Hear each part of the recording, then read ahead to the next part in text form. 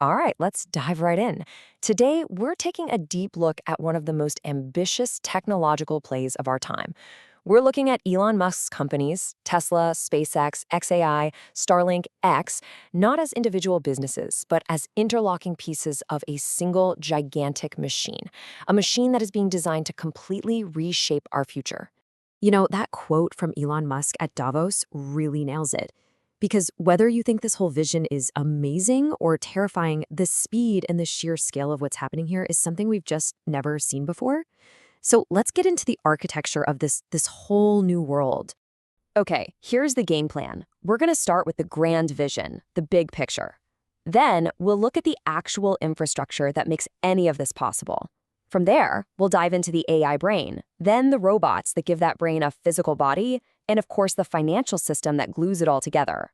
And then, at the end, we'll see how all these pieces are designed to lock together into one accelerating system.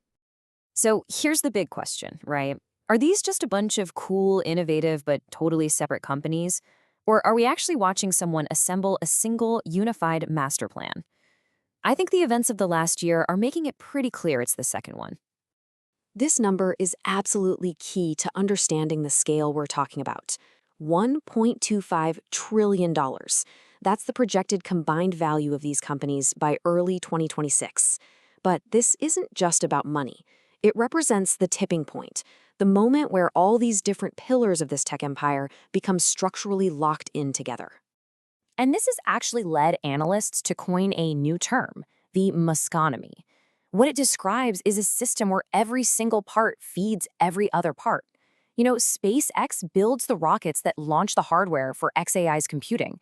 Tesla's cars and robots on the ground provide the real-world data to train xAI's models. It's a self-reinforcing, totally closed-loop engine for innovation. So let's get down to the foundation. Let's see how all this actually gets built.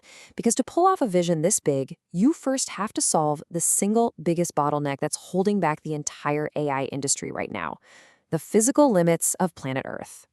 Think about it. Down here on Earth, building these huge data centers for next-gen AI is already hitting hard walls.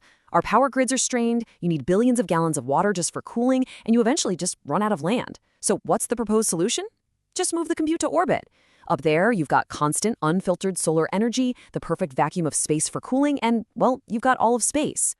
And this solution really has three core parts. First, you've got Starship V3, a beast of a rocket that can haul up to 150 metric tons at a time, making space launches almost routine. Second, you have the orbital data centers themselves, a massive new constellation of satellites built for one thing and one thing only: AI computation. And third, you've got Starlink Mobile, which is the global 5G data link that connects everything on the ground back up to this brain in the sky. And this is where the sheer scale just gets mind-bending. The long-term vision calls for a constellation of up to 1 million satellites. No, that's not a typo. 1 million. The goal is to generate 100 gigawatts of AI compute power from orbit. That's an amount of power equal to about 20% of what the entire United States uses right now. Okay, so you've got this immense physical infrastructure in space and on the ground. But what runs it all? What's the brain of this whole operation? Well, that's where we meet the intelligence layer, the AI model at the very heart of this entire system: Grok. The best way to think about Grok's role is not as a chatbot, but as an orchestra conductor. That's the analogy analysts are using. It's the central intelligence that's being designed to coordinate the logistics for a global fleet of robotaxis, or manage the super complex real-time tasks for thousands of humanoid robots working in a factory. It's the one waving the baton for everyone. And just look at this projected roadmap. The pace here is absolutely breathtaking. The plan goes from reasoning agents to mastering voice and camera inputs, all the way to agentic coding, all inside of a single year. And the stated goal for the next major version is to push straight towards artificial general intelligence, AGI.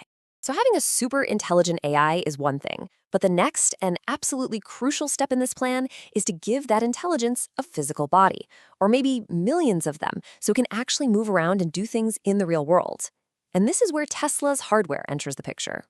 The Optimus humanoid robot program is moving just as fast. The jump from Gen 2 to Gen 3 in 2026 is just massive. Hand dexterity doubles, which means it can use human tools.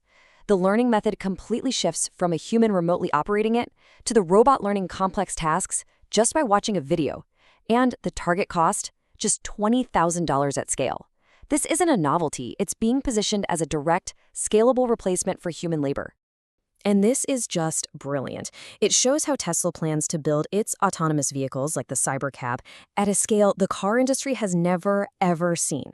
So instead of a traditional assembly line, this unboxed method builds big chunks of the car all at the same time, in parallel, and then snaps them together at the end.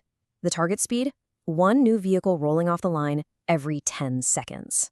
Okay, so you have autonomous robots, autonomous cars, all hooked up to a global AI through a space-based internet. But how do you handle the trillions of tiny little transactions that this new economy is going to generate? Well, that brings us to the final piece of the puzzle, the economic glue. xMoney is being set up to be the native financial platform for this entire ecosystem. You should really think of it as the everything app for money. A fare from a robotaxi, your Starlink subscription, a payment to a content creator, it's all designed to flow seamlessly right here. By creating its own financial layer, the ecosystem can operate super efficiently and it captures all the value it creates, keeping users inside its own closed-loop economy. So here's the most crucial point. These layers don't just exist next to each other, they actively accelerate each other.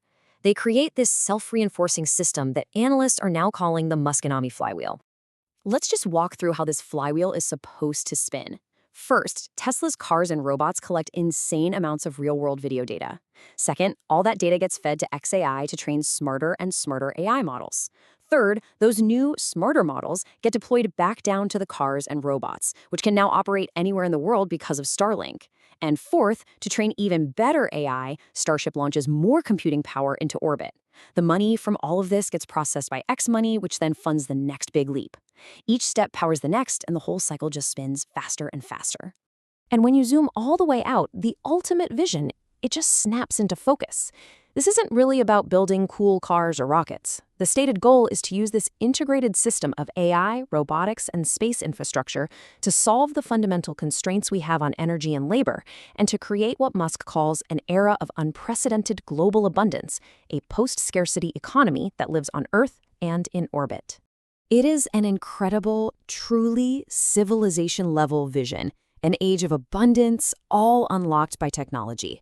But it also means concentrating an amount of control we've never seen before over compute, labor, energy, and finance into a single private entity. And that leaves us with the critical question that I think we all need to be thinking about as this future starts to unfold.